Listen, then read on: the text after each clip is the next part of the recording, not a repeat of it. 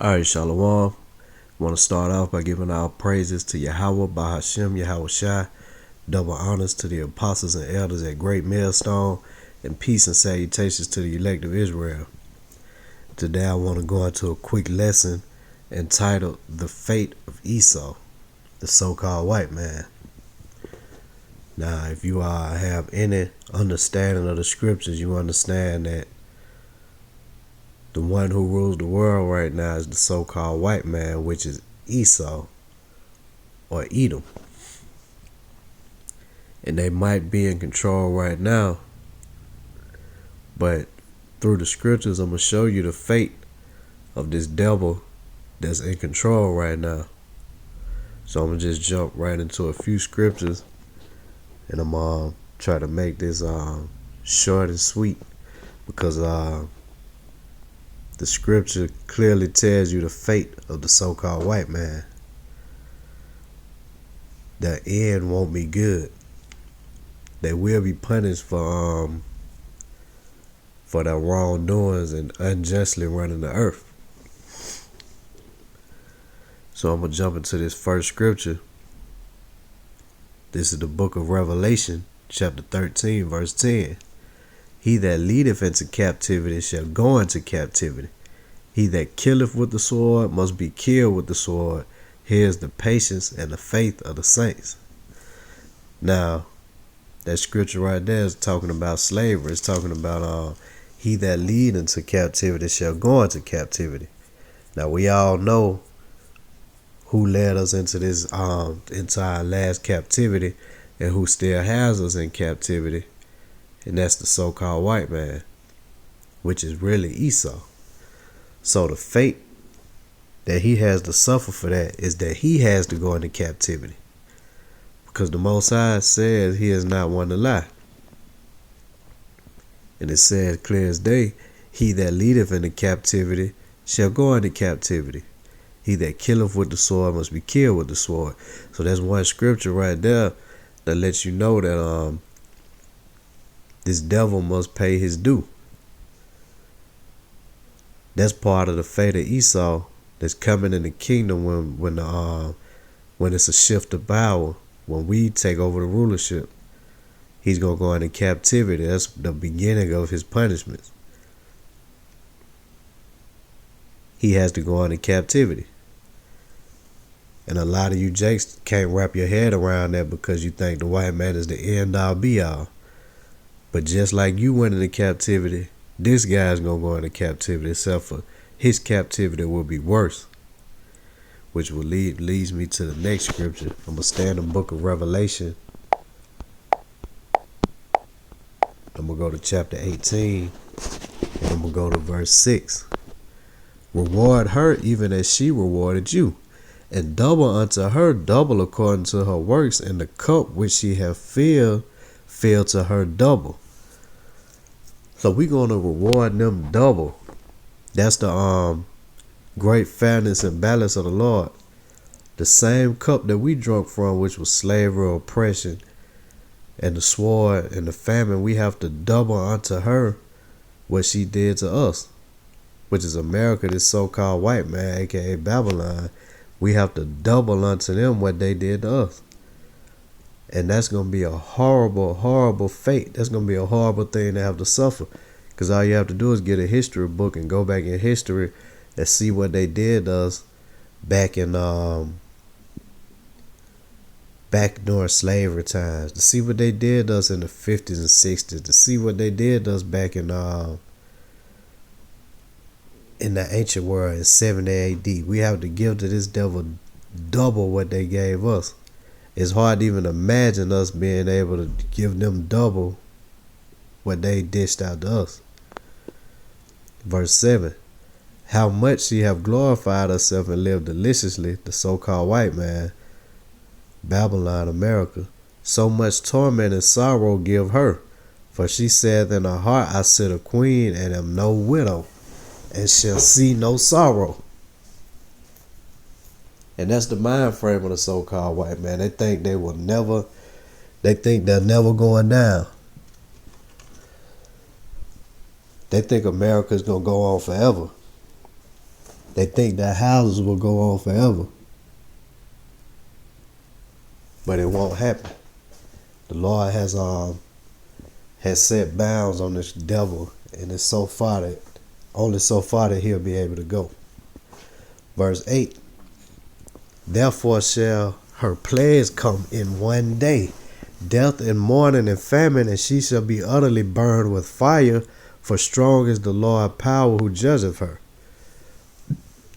So in one day, all this that they built is coming down in one day.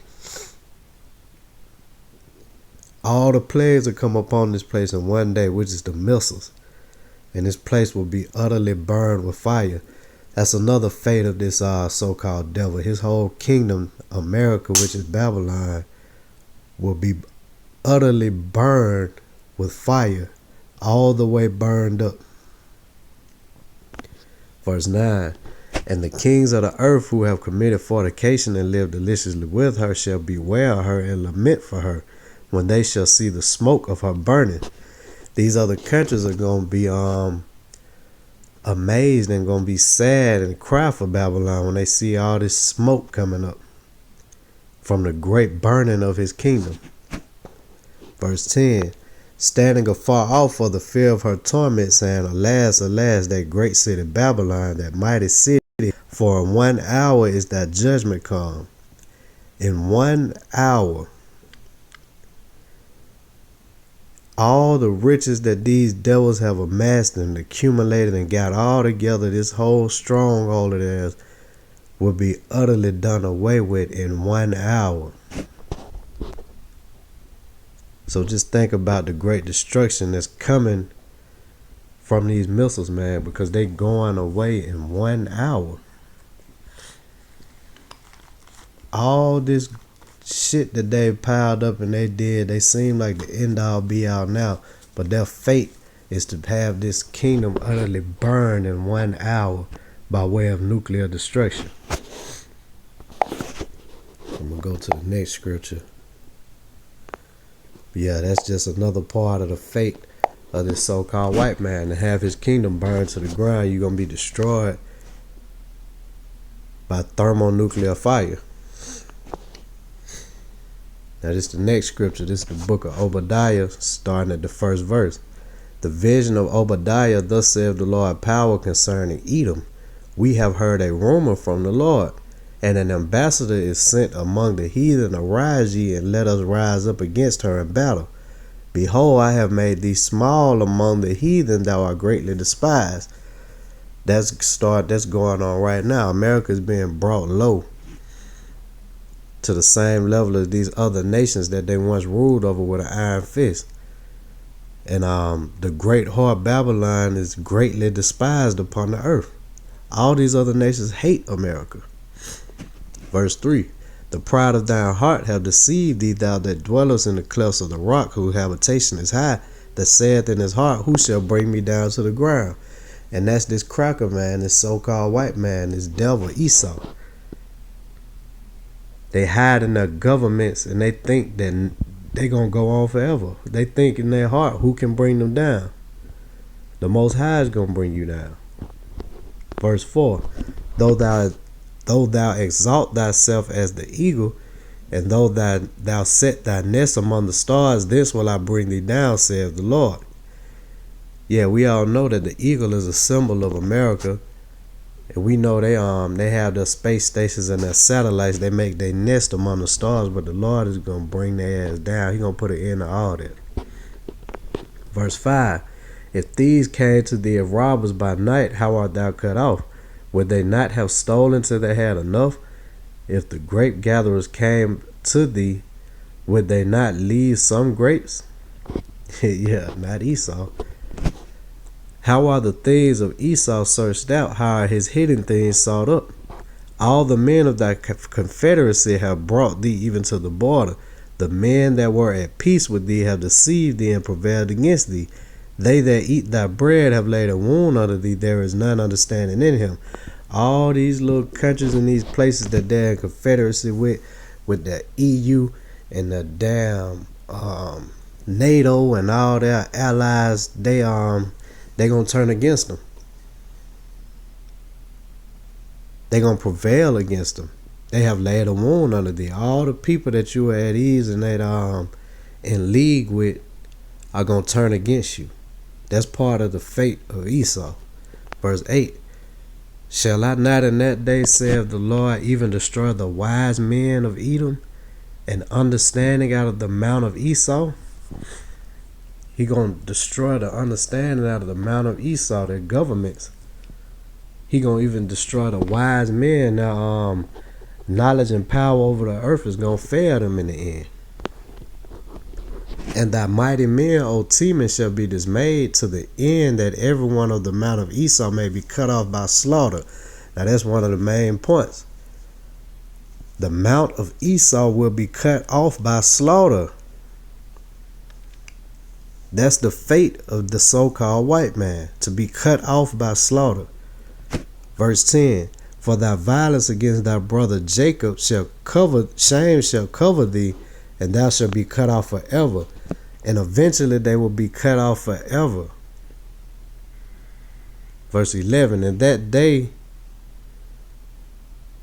day that thou stoodest on the other side, in the day that the strangers carried away captive his forces, and foreigners entered into his gates, and cast lots upon Jerusalem, even thou was one of them.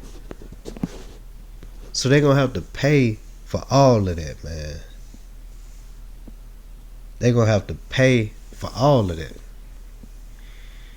Verse 12. But thou shouldest not have looked on the day of thy brother in the day that he became a stranger, neither shouldest thou have rejoiced over the children of Judah in the day of their destruction, neither shouldest thou have spoken proudly in the day of distress. Because Esau was our brother, man, and in the day of our distress, and in the day of our destruction, and the day of our captivity, he looked at us and he rejoiced over it. Him and all the other nations, they rejoiced over us going down. But once again, he will have to pay for that. That's something that won't go unpunished. That's something that's going to be paid in full and doubled back by this devil. Like the scripture earlier in the book of Revelation said, pour unto them double of that same cup that we had to drink. And I'm going to jump down to verse 17. I'll start at verse 16. For as ye have drunk upon my holy mountain, so shall all the heathen drink continually.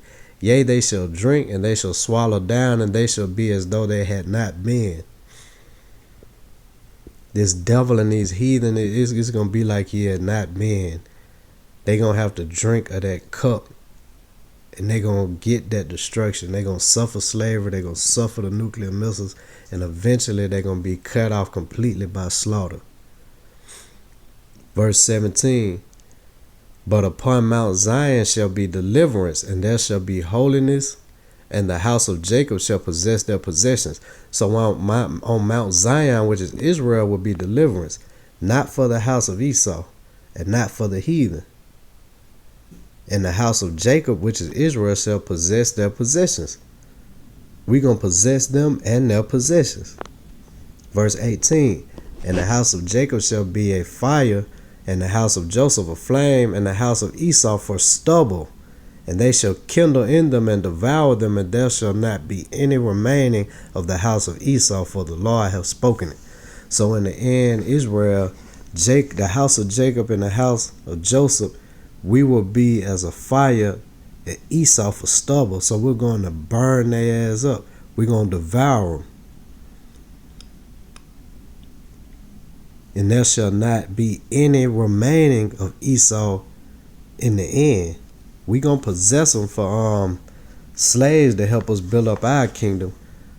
But the ultimate fate will be destruction.